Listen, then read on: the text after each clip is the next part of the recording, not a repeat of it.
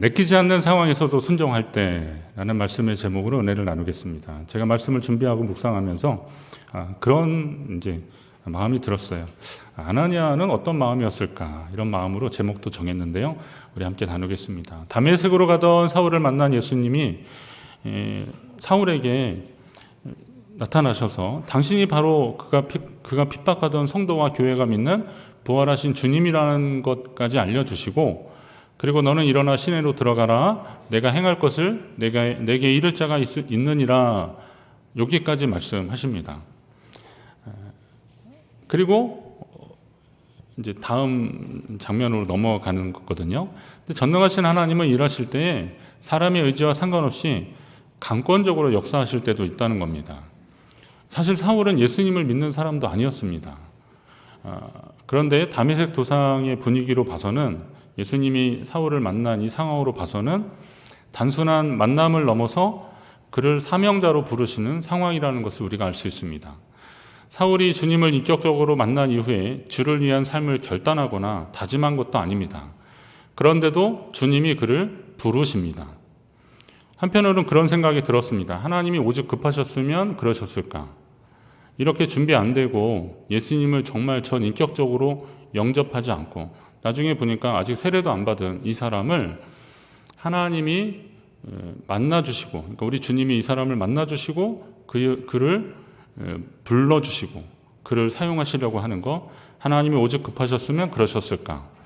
민수기의 모압 왕 발락이 이스라엘 민족이 다가온다는 소식을 듣고 그들을 어떻게든 흩어지게 하고 저주하고 싶어서 자신들의 선지자로 인정받던 발람에게 가서 사람을 보내서 지금 그들을 와서 저주하라고 그렇게 부탁을 합니다.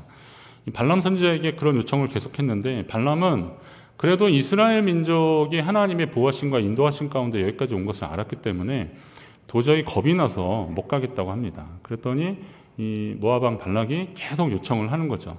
그랬더니 하나님이 발람에게 말씀하십니다. 함께 가서 내가 내게 이른 말만 준행할지니라. 하나님이 발람에게 역사하시더라고요. 발람이 무슨 하나님의 선지자는 아니지 않습니까? 그런데 필요하면 이방 선지자를 통해서라도 역사하시는 게 하나님이시더라고요. 그런 하나님이시니 뜻하신 바가 있으시니까 얼마든지 사울을 만나시고 명하실 수 있다는 것입니다. 주님이 특별한 방법이나 신호를 통해서 하나님의 뜻을 확실하게 알려주시지만 우리는 또 다 이해할 수 없는 하나님의 뜻이 있다는 것을 보게 됩니다. 그러니까 하나님은 이렇게 강권적으로 역사하시기도 하는데 우리 입장에서 보면 그게 다 이해가 안 될 때도 있지 않습니까? 그러나 이때 필요한 게 뭐냐? 믿음으로 순종하는 태도입니다.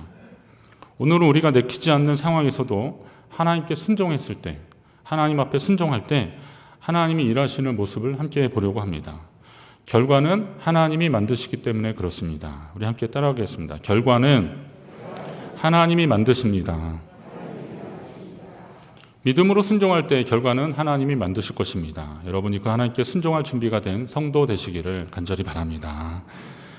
사울을 만나신 예수님이 그에게 말씀하시거든요. 너는 일어나 시내로 들어가라. 시내라면 이제 다메섹 시내를 말하는데, 예수님을 만나기 전 사울에게 다메섹 길은 기독교인을 잡아들이고 핍박하러 가는 길이었습니다. 그런데 이제부터 주님의 명령에 순종하는 길이 된 것입니다. 성경에는 우리가 주님을 만나기 전과 후에 대한 대조적인 표현들이 많이 나오고 있습니다. 너희가 전에는, 그리고 이제는, 이런 표현들이 있습니다. 에베소 말씀에도 보면 너희가 전에는 뭐였다고요? 어둠이더니 이제는 주 안에서 빛이라. 어둠과 빛이 대조됩니다. 베드로전서 2장에 보면 너희가 전에는 백성이 아니지만 이제는 하나님의 백성이다. 전에는 궁유를 얻지 못하였지만 이제는 궁유를 얻은 자다라고 말씀하십니다. 너희가 전에는 양과 같이 길을 잃었지만 이제는 너희는 너희 영혼의 목자와 감독 되신 그분에게로 돌아왔다. 그러니까 길을 잃었는데 지금 주님께 돌아왔다. 이렇게 대조적으로 표현하고 있습니다. 전에는, 이제는. 자, 주님을 만나기 전 사울은 길을 잃고 방황하던 영혼이었습니다. 하나님을 향한 열심은 있었지만 잘못된 열심으로 하나님 뜻을 전혀 몰랐고 기독교인을 박해하는 그런 박해자였습니다. 그러나 이제는 영혼의 목자여 감독이신 주님을 만나고 주님께 돌아온 것입니다. 그러니 이제부터는 내가 아니요 주를 위한 삶을 사는 것이고 당연히 주님의 명령에 순종하는 삶을 살게 된 것입니다. 이제는 내가 어떻게든 살아보려고, 이전에는 내가 어떻게든 살아보려고 했지만 이제부터는 주님이 주시는 사명으로 살려고 하는 것이 그의 삶의 변화인 것이죠. 아마 이제 그의 삶이 그렇게 변화되는 과정을 여러분이 사도행전을 통해서 계속 보시는 겁니다. 예수님이 사울에게 말씀하십니다. 내가 행할 것을 내게 이를 자가 있느니라. 그렇게 말씀을 하셨지만 사울은 말씀드렸듯이 아직 준비가 안 된 상황이기 때문에 이게 좀 막연합니다. 그러나 주님이 그렇게 강권적으로 부르셔서 직접 주신 말씀이니 기도하며 기다리면 주님이 일하실 것이라 라고 하는 기대감이 있었습니다. 그래서 그는 시내로, 다메섹 그 시내로 들어가서 주님이 말씀하시는 것처럼 기도하면서 기다리고 있었습니다. 그것이 믿음입니다. 우리 상식으로는 좀 이해가 안 돼도 이것이 분명히 하나님 주신 말씀이라는 것이 맞다면, 하나님 말씀이 맞다면 그 하나님 말씀 안에 있는 하나님의 뜻을 우리가 다 이해하지 못해도 믿음으로 순종하는 과정이 필요하다는 겁니다. 사명은 사울만 받지 않았습니다. 읽어보니까 다메섹에서 기도하던 경건한 사람 아나니아에게도 하나님이 말씀해 주셨습니다. 아나니아라는 뜻은 여호와는 은혜로우시다라는 그런 뜻을 가진 사람인데, 이 사람은 평소처럼 하나님 앞에 기도하고 있을 때 하나님이 말씀하시죠. 일어나 직가라 하는 거리로 가서 유다의 집에서 5 사울이라 하는 사람을 찾으라. 그가 기도하는 중이니라. 이렇게 말씀하십니다. 직가라는 것은 이렇게 고든 길이란 그런 말입니다. 그러니까 다메섹 그 성읍의 고든 길에 거기에 유다라고 하는 사람의 집에 다소 출신의 사울이라고 하는 사람이 있다는 겁니다. 사울이라는 이름이 굉장히 흔한 이름이었는데 다소 지역의 사울이라는 것으로 제한시키면서 그가 누군지를 하나님이 특정 지으시는 겁니다. 이렇게 하나님이 콕 집어서 사울에게로 가라는 거예요. 그가 기도하는 중일 것이다 라는 것을 알려주십니다. 어찌 보면 사울은 아직 하나님의 소명을 받기에 충분한 믿음과 영적 상태가 아니었습니다. 그래서 하나님은 사울이 한거할 수 없을 정도로 아주 특별한 사역과 사건으로 그에게 사명을 주시는 겁니다. 그러니까 다메섹 그 길에 가서 기도하고 있으라. 내가 내게 행할 길을 알려줄 사람을 보내주겠다라고 하시고, 또 아나니아에게는, 기도하고 있는 아나니아에게는 유다의 집 5 사울에게 가서 그에게 기도해 주라는 거예요. 나중에 보니까 안수해 주라는 거예요. 기도하는 그 사울에게 안수해 주라는 겁니다. 이처럼 아주 특별한 방법으로 하나님이 역사하시거든요.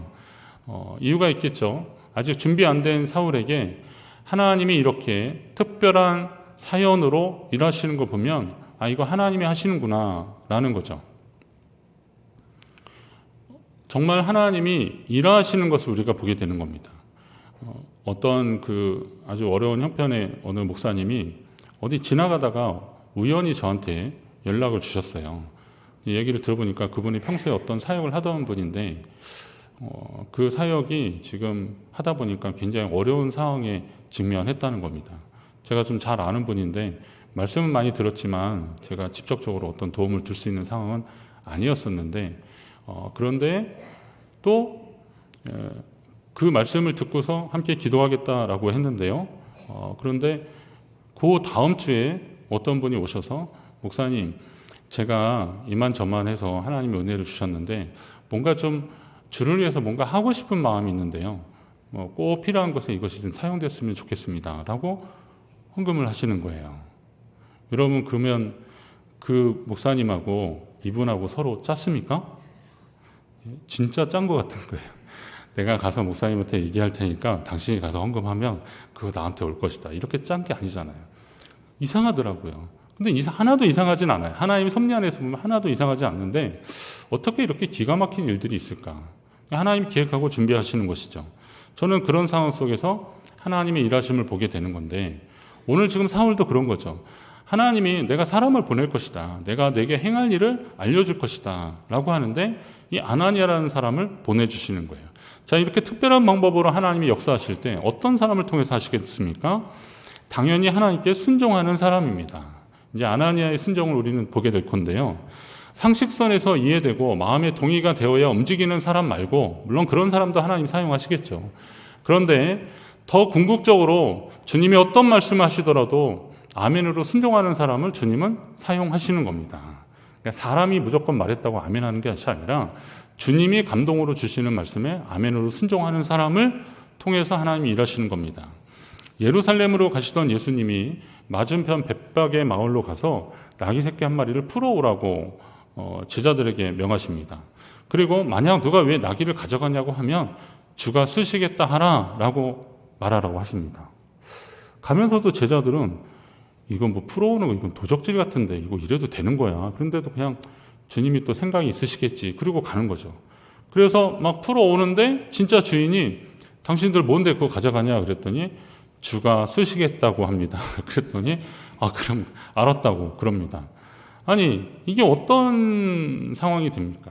그러니까 주님의 말씀에 그 벳박의 마을로 가는 제자들이나 또 낯선 사람들이 와서 나귀 새끼를 풀어가는데 물어보니까 주가 쓰시겠다 그러니까 허락하는 사람들이나 이게 순종하는 믿음의 사람들이라는 거죠. 오늘 이 시대에 하나님이 역사하신다면 어떤 사람을 사용하시겠습니까? 바로 그런 사람들 아니겠습니까? 아나니아도 순종의 사람으로 주님께 쓰임받고 있는 겁니다. 여러분도 아나니아 같은 순종의 믿음으로 주님의 일에 참여하는 자들 되시기를 간절히 바랍니다. 아나니아가 최종적으로는 주의 말씀에 순종했지만 그도 이미 사울에 대한 소문을 들은지라 주님의 말씀이 썩 내키지는 않았습니다. 아나니아가 주님께 아뢰잖아요. 아니 주님, 이 사람이 예루살렘에서도 주의 성도들에게 여러 해를 끼쳤다고 하는데 여기서도 주의 이름을 부르는 사람들을 잡아 가두려고 대제사장들에게 어떤 서류를 받아서 지금 왔다는데 제가 그 사람한테 가는 게 정말 맞습니까? 이런 소문을 이제 아나니아도 들었기 때문에 주님께 이렇게 묻고 있는데요. 저는 이게 아나니아가 하나님께, 그러니까 우리 예수님께, 주님께 반항하려고 그런 것이 아니라 아나니아가 어떤 기도의 사람인지를 우리가 한번 단면으로 보는 겁니다. 아나니아는 주님께 여쭙는 기도, 이 대화형 기도를 했다는 것입니다. 대개 우리의 기도는 일방적일 때가 참 많습니다. 기도가 하나님과 소통하는 것이라고 한다면, 영혼의 호흡이라고 한다면 내쉬는 것이 있으면 들이쉬는 것도 있어야 되잖아요. 그러면 하나님께 아랜다면 하나님의 음성도 듣는 시간들이 필요한데 우리는 하나님이 말씀하시기도 전에 우리의 기도를 끝내버리는 거죠. 아시지요 주님, 그리고 예수님의 이름으로 기도합니다. 그리고 끝나는 거예요. 주님도 말씀하셔야 되는데 우리는 하나님께 마음을 토로하느라 일방적으로 하나님께 아뢰는 것으로 끝나는 겁니다. 하나님의 말씀하실 시간조차 드리지 않고 있는 겁니다. 그런데 아나니아의 기도는 조금 다릅니다. 대화형으로 하나님의 말씀하실 때 자기 속에 있는 말을 또 하나님 앞에 아뢰면서 서로 이렇게 주고받고 있습니다. 하나님 말씀하시잖아요. 그가 예루살렘에서 이제 아나니아가 말하잖아요. 그가 예루살렘에서 한 일이 있고 이제 이 성에 와서도 성도들을 결박하려고 하는데 그런 사람 찾아가는 것이 과연 맞습니까? 라고 묻습니다. 하나님이 원하시는 순종은 또 일방적이고 기계적인 순종이 아니라는 것을 또 우리가 한편으로 보게 됩니다. 믿음으로 하는 순종을 하나님이 원하시거든요.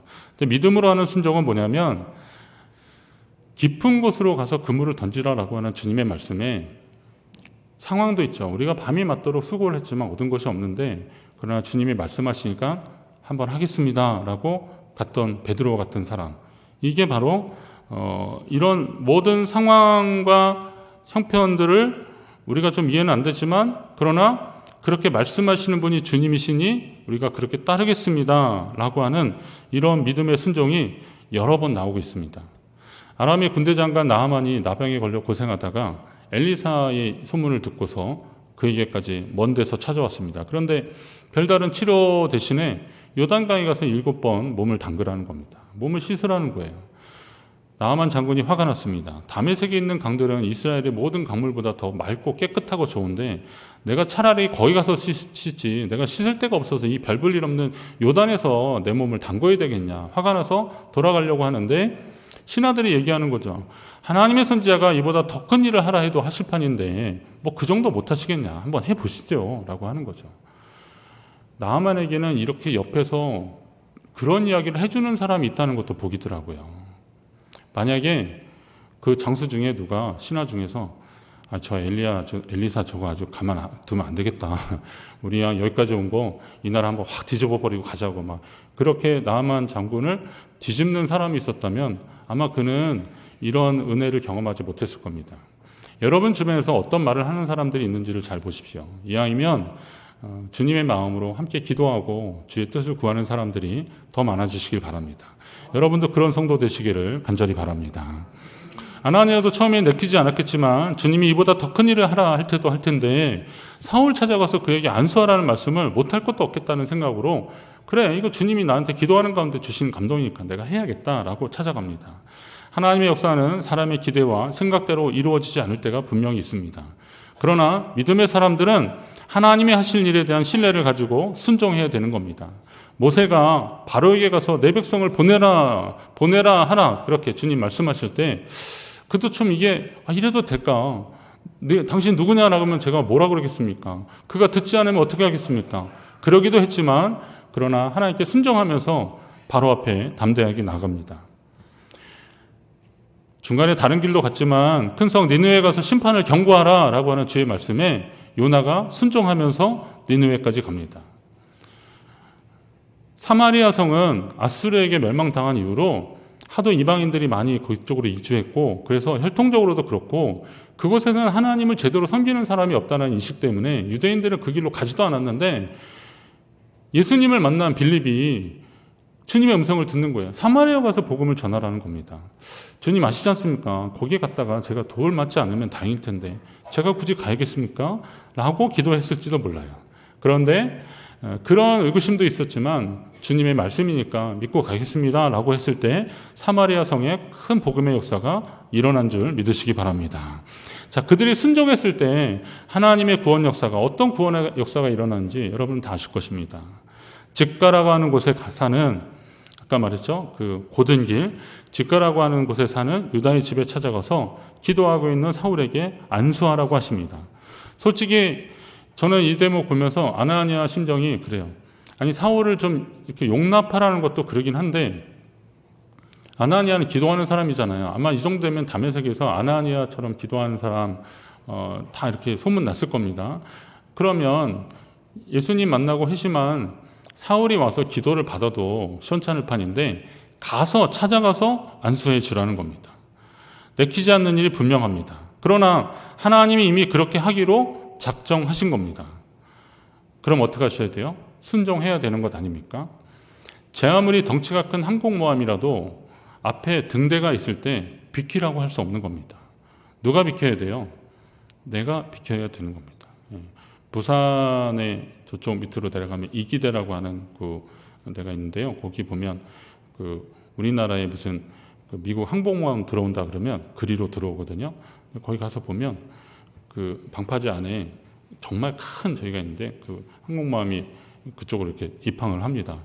그런데 나중에 보면 이렇게 잘 보면 그 조그만 여러 척의 배들이 그걸 이렇게 밀어서 이렇게 말하자면 입도를 하게 하는 거죠. 근데 그런 과정을 보면서 그걸 전적으로 맡기는 겁니다. 그걸 전적으로 맡기는 거예요.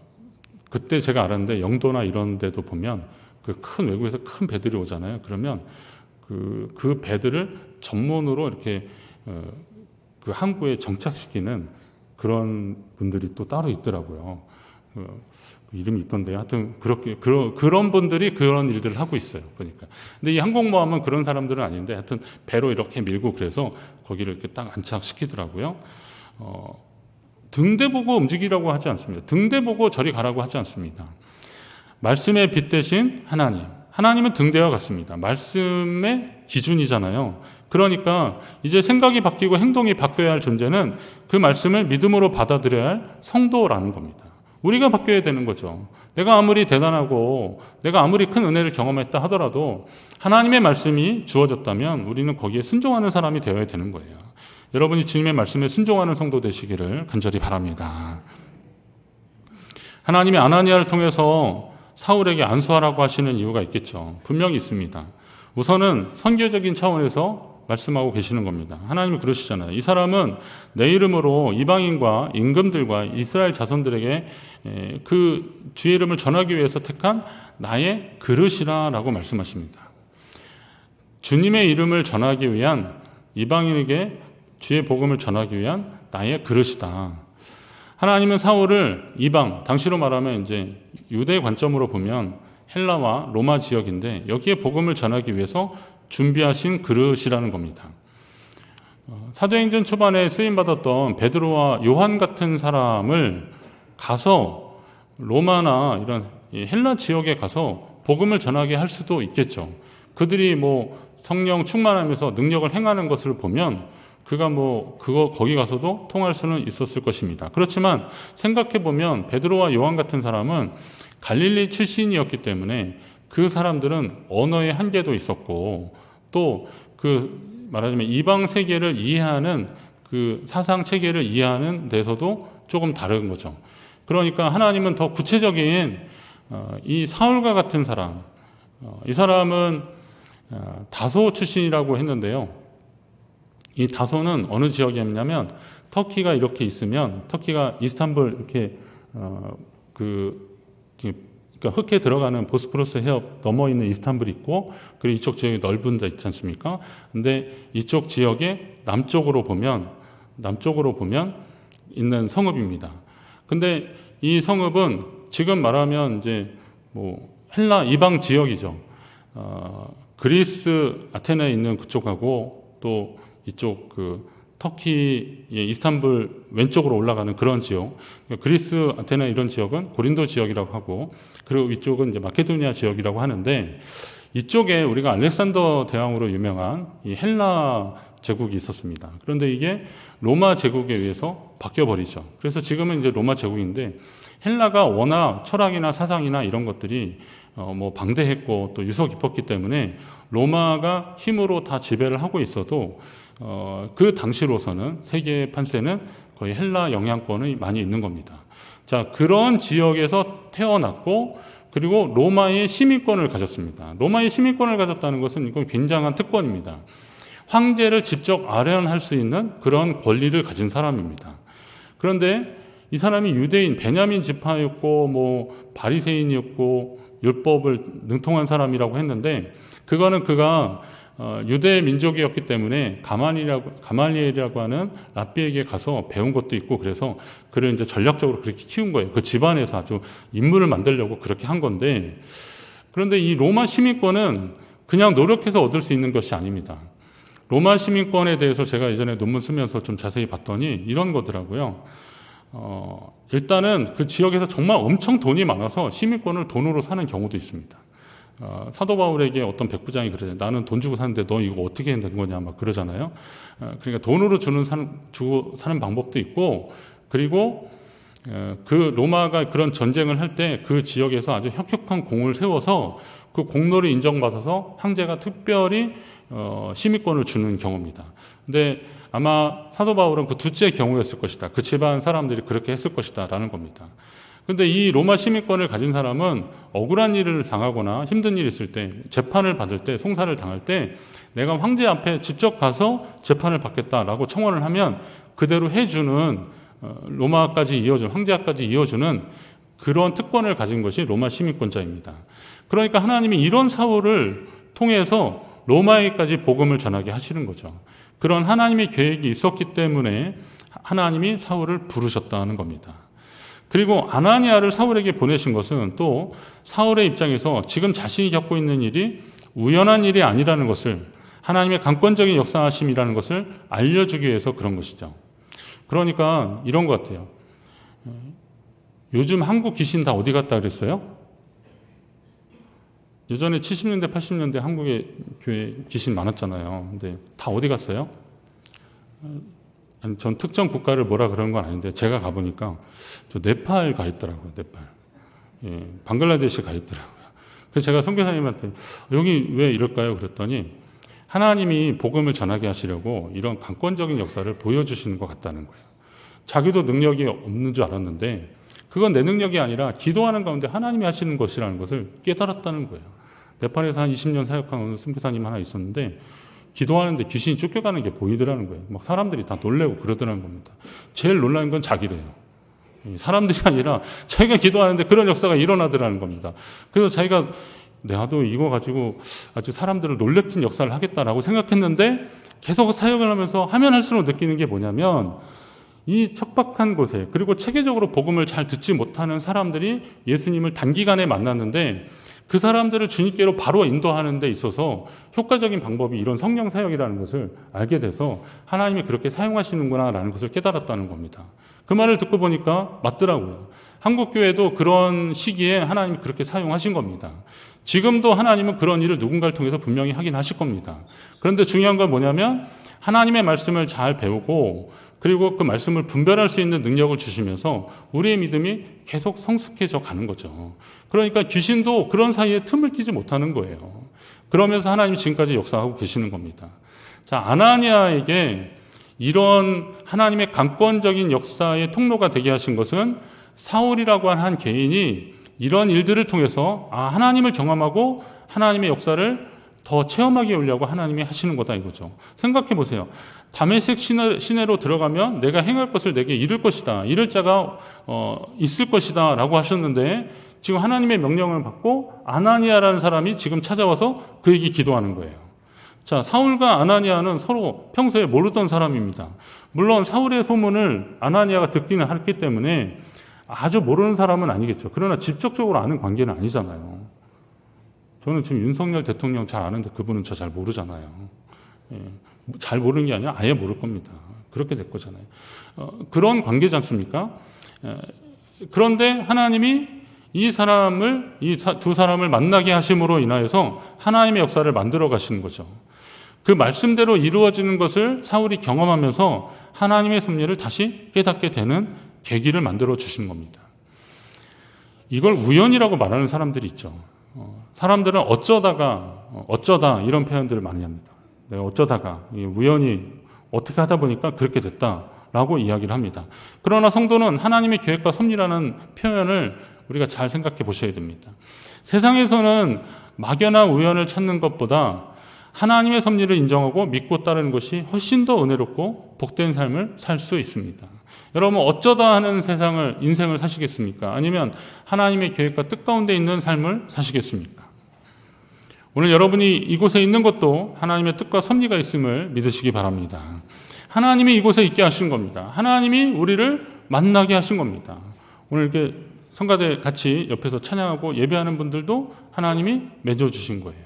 그리고 또 이 자리에 함께 모여서 함께 예배하는 여러분도 하나님이 맺어주신 거예요. 하나님의 뜻과 계획이 있으신 겁니다. 그때 그곳에 있게 하신 하나님의 은혜를 감사하며 받아들이면 하나님이 여러분의 삶을 통해서 분명히 역사하실 것입니다. 혹시나 이해 안 되는 상황에서 하나님이 나를 그곳에 두실 수도 있어요. 그러나 내 삶의 인도자가 하나님이심을 인정하게 되면 그 상황조차도 내가 내키지 않고 인정이 안 되는 상황 속에서도 하나님의 뜻을 찾는 노력을 하게 될 것입니다. 아나니아가 안수하며 선포합니다. 형제 사울아, 주 곧 내가 오는 길에서 나타나셨던 예수께서 나를 보내어 너로 다시 보게 하고, 그가 강력한 빛 가운데 눈에 비늘이 껴져서 보지 못하게 됐잖아요. 그러니까 너를 다시 보게 하고 성령으로 충만하게 하신다라고 선포합니다. 그리고 그에게 안수했더니 그가 어떻게 됐어요? 그의 눈의 비늘 같은 것이 벗겨져서 다시 보게 되었다. 성령의 역사를 경험하게 됐다는 겁니다. 사마리아에서 사도들이 안수했을 때 성령이 임한 것처럼 사울은 성령의 역사를 경험하게 된 것입니다. 더 놀라운 것은 그가 음식을 먹고 힘을 내어서 즉시로 회당에서 예수가 하나님의 아들이심을 전파했다라고 20절에 말씀하고 있습니다. 마치 그가 아주 이미 준비된 사람처럼 회당에 가서 복음을 전파했다는 겁니다. 자신이 그토록 반대하고 핍박했던 자들이 전하던 그 복음을 이제는 자기가 전하고 있는 겁니다. 우리는 이런 상황을 어떻게 해야 되는 겁니까? 이해해야 되는 겁니까? 사실 보니까 우리는 몰랐지만 하나님은 이미 사울을 통해서 이 복음을 전하려고 준비하셨던 겁니다.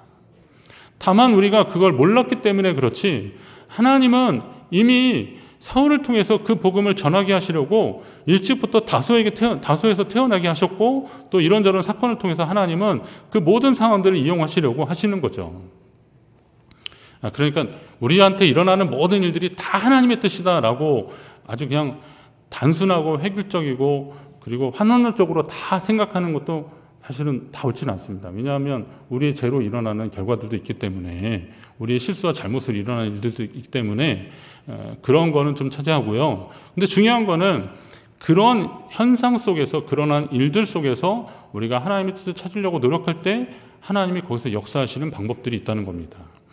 저는 이런 하나님이, 우리는 우연이라는 말이고 어쩌다가라는 말로 우리의 삶의 현상들을 해석하고 있지만, 하나님은 이미 우리의 삶 가운데 개입하시고 준비하셨다는 사실을 여러분 기억하시기 바랍니다. 야구나 축구를 좋아하는 분들은 역전의 묘미가 어떤 건지 아실 겁니다. 내내 지고 있다가 막판에 그냥 역전 홈런을 치거나, 아니면 지고 있다가 극적인 연장 시간에 동점골을 넣고 연장전에 가서 또 골을 넣고, 그래서 승리를 하게 되는 그런 경우도 있습니다. 사실 경기하면서 모두 다 감독이 되지 않습니까? 그래서 왜 쟤는 계속 있는지 모르겠다, 왜 감독이 쟤는 왜 안 빼는지 모르겠다고 막 그랬는데, 그 친구가 나중에 홈런을 치거나 아니면 골을 넣게 되면 어때요? 미안하다 미안하다, 내가 너한테. 그래서 옛날에 2002 월드컵 때 제가 설기현 선수한테 미안하다는 말을 몇 번 했는지 몰라요. 그때 무슨 경기에서 계속 헛발질하고 이상했거든요. 그런데 막판에 결정적인 골을 넣더라고요. 강원도의 아들이더라고요, 보니까. 그래서 제가 미안하다 막 그랬어요. 여러분, 그러니까 우리가 봤을 때 인생의 역전, 그러면 일확천금을 꿈꾸는 사람들의 구호 같아서 별로인 것 같지만, 그러나 신앙은 언제나 역전의 연속인 것 같아 보일 때가 참 많습니다. 사실 신앙의 현상을 역전이라고 하는 것도 알고 보니까 우리의 믿음이 안목이 부족해서 그런 것이지, 그건 역전이 아니에요. 보니까 하나님은 이미 계획하셨고 진행하신 겁니다. 오늘 여러분의 삶 가운데 하나님이 그렇게 하신 거예요. 저도 이 말씀을 준비하면서 다시 저의 자신을 돌아보면서, 하나님이 제 삶에 있어서 제가 부족한 안목으로 봤을 때 제 삶을 역전시키신 하나님을 제가 많이 경험했더라고요. 하나님이 이미 그러셨더라고요. 그런데 믿음의 안목에서 보니까 그건 하나님이 하신 일들이더라고요. 하나님이 역사하신 일들이더라고요. 그런 것을 바라보면서 하나님 앞에 감사하는 사람들이 오늘 내 앞에 주어져 있는 일들을 믿음으로 순종할 수 있는 것이다 라는 겁니다. 여러분에게 하나님이 하셨던 일들은 우연이 없다는 사실을 기억하십시오. 그리고 그런 일들을 통해서 하나님이 하실 일들에 대해서 다시 한번 기대하십시오. 저희도 개인적으로 보면 저희 좀 어두웠던, 어려웠던, 힘들었던 그런 시간들이 제게 있어서 하나님이 저를 훈련시키신 시간이셨고 또 준비시키는 시간이셨구나라는 그런 것들을 경험하게 됩니다. 이런저런 이야기 다 할 수는 없겠지만요. 근데 가만히 생각해 보면 그게 참 맞더라고요. 부족하고 연약한데 제가 하나님의 부르심에 대한 확신은 있어서 하나님 앞에 나아갔는데, 그러나 이게 의심이 들기 시작하는 게, 하나님, 나 같은 사람이 어떻게 주의를 하겠냐라고 할 때 하나님이 제게 보여주신 사인과 여러 가지 확신의 사건들이 있었습니다. 그런 걸 보면서 하나님이 이렇게 했어서 부족한 저 같은 사람도 하나님이 일하고 계시는구나 라는 것을 깨닫게 되더라고요. 우리의 힘과 능력으로는 참 부족하지만 우리가 이걸 하나님 앞에 위탁하면 하나님이 하시는 부분들이 있습니다. 근데 사람들은 그 일을 하나님이 진행하고 있는데도 불구하고, 이 놀라운 하나님의 역사가 진행되고 있는데도 불구하고 불신해서 그냥 그 자리에 있거나, 아니면 불신을 넘어서 의심하느라 하나님의 역사에 동참하지 못하는 경우가 참 많다는 겁니다. 오늘 그 사람을 만난 이유가 있을 것이고, 오늘 이곳에 있게 하신 이유가 분명히 있을 것입니다. 그런 하나님의 계획과 섭리를 인정하는 사람들을 하나님이 사용하시는 거죠. 사울과 같은 악랄한 박해자를 전도자로 삼으시는 하나님의 계획을 아는 사람이 사실은 없었습니다. 그러나 이 통찰력을 가지고 이 사실을 본 사람은 없었지만, 그래도 하나님의 뜻을 구하면서 기도하는 아나니아 같은 사람이 있었기 때문에 그를 통해서 하나님이 하시는 일을 시작하게 하시더라고요. 우리가 대단한 능력이 있어서 그런 일을 하는 게 아니더라고요. 기도하면서 하나님의 뜻을 구하고 나를 통해서 하나님이 일하시기를 간구하는 사람들을 통해서 하나님이 일하신다는 겁니다. 저도 조금 더 용감해졌습니다. 하나님이 저같이 부족한 사람을 통해서 목사로 세워주시고 일을 하신다면 또 저를 통해서 하나님이 하신 일들은 분명히 있을 것이다. 춘천중앙교회를 통해서 하나님이 하신 일들은 분명히 있을 것이다. 그러면 이 일은 언제 이루어지는 거냐? 하나님의 뜻을 구하면서 믿음으로 기도하는 사람들을 통해서 하나님은 일하실 것이다 라는 겁니다. 그렇다면 오늘 우리가 하나님 앞에 믿음으로 순종하는 일들이 무조건적인 순종이 아니라 하나님 뜻 가운데 있는 순종이 되기는 것이고, 그리고 이왕이면 우리가 하나님의 뜻을 구하면서 순종하면서 나아갈 때 하나님의 역사에 참여하는 성도가 될 것이고 교회가 될 것입니다. 여러분이 그렇게 참여한 자로서 주님 앞에 기억되는 모든 분들 되시기를 주의 이름으로 축원합니다.